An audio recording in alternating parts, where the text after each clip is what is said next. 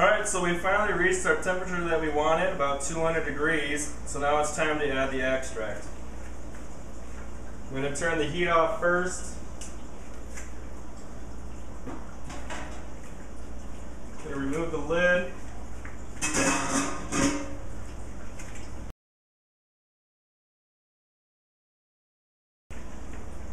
And now I'm just going to start stirring it in.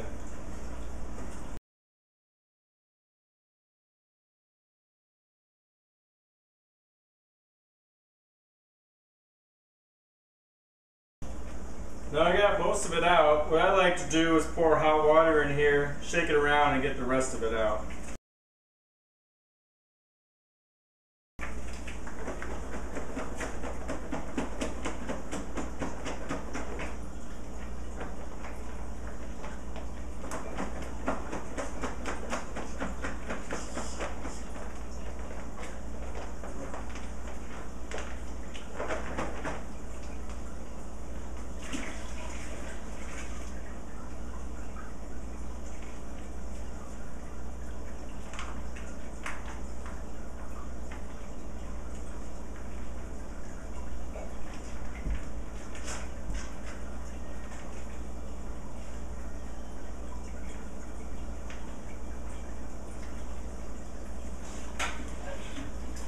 The reason you cut the heat off is because the liquid malt extract goes straight to the bottom, and if the heat is still on it and you can't stir it fast enough, chances are you're going to burn it.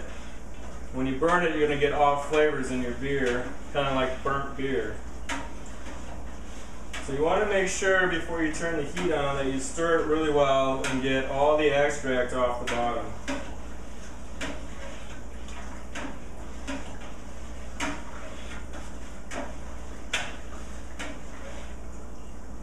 And a good way to tell if it's all off the bottom is you take your stir stick, scrape it along the bottom, and then see if you have any syrup. As you can see, maybe not, but I still have some syrup, so I still need to stir it up. Looks pretty good.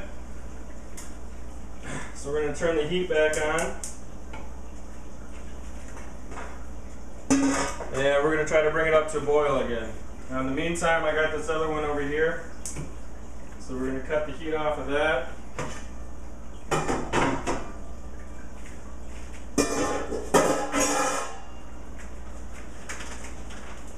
And this one is just going to be the powder, the dried malt extract.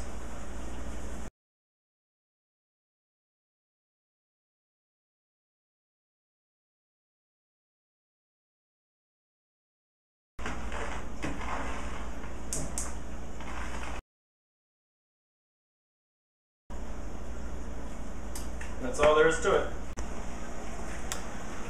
So this is the liquid malt extract. Got my floating thermometer in there so I know what temperature is. I'm just trying to bring that up to a boil. Over here, this is the dried malt extract. A little bit more foamier. And again, we're trying to bring that up to a boil. Alright, so now we got both of them on the fire again. We're trying to bring them up to a rapid boil or vigorous boil. The key in this process right now, as soon as you add the extract, you don't really want to put the lid on, because right around 200, 202 degrees, it's going to start foaming up. So if you decide to have the lid on it while you're heating it up to be more efficient, go right ahead, but make sure you're checking the temperature constantly. Otherwise, it might boil over and you're going to have a big mess. Okay, so I've reached my boil temperature of 202 degrees. This is when I want to start my boil countdown. 60 minutes. So I'm going to add in my first hops at 60 minutes, which is right now. My second hops are going to be at 30 minutes. And then my third hops are going to be at 15 minutes. So in order to stay on track, I basically just set a timer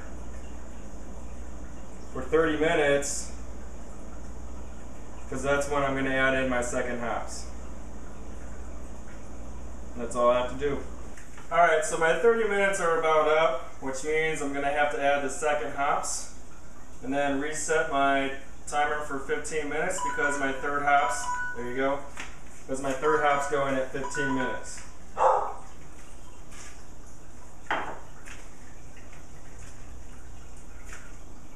Alright, so I just added the second hops. I wanted to give you a quick look at what the kettle looks like. So you got a pretty nice boil going there. Some of that hop resin sitting on top. There's my floating thermometer. There you go. Here's my other one. Pretty decent boil going. Got my hop bags floating on top there. Starting to smell real good. Alright, so my alarm's about to go off again, which means another 15 minutes has passed. So the 30 minutes plus this 15 minutes is 45 minutes. So we're 45 minutes into a 60-minute brew. So I'm going to want to add in my last hops and then reset my timer.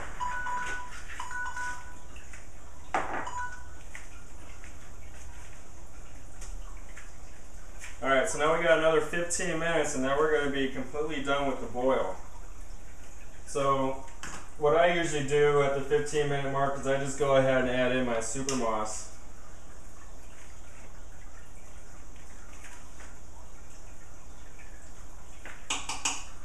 Now it says on the label to add it at 10 minutes, but 5 minutes isn't going to kill it. I'm also going to add in my yeast.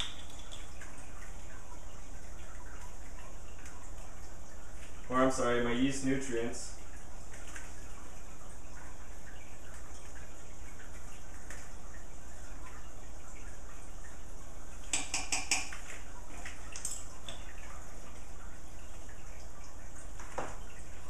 And for this one, I'm going to throw in the strainer to help sanitize it. This is the one we just been throwing the hops in and not using the hops bag. So I'm going to use this later on to try to help filter out some of the hops.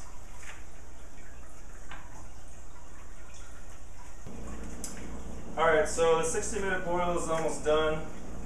As soon as it's over with, I'm just going to turn off the heat.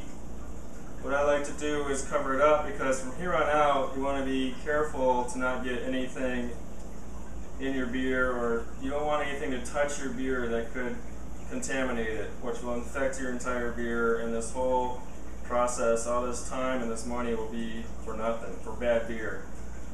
So again, as soon as the 60 minutes is up, I'm just going to turn it off, put the lids on it, and try to cool it down as fast as I can. You want to try to cool it down within 30 to 45 minutes.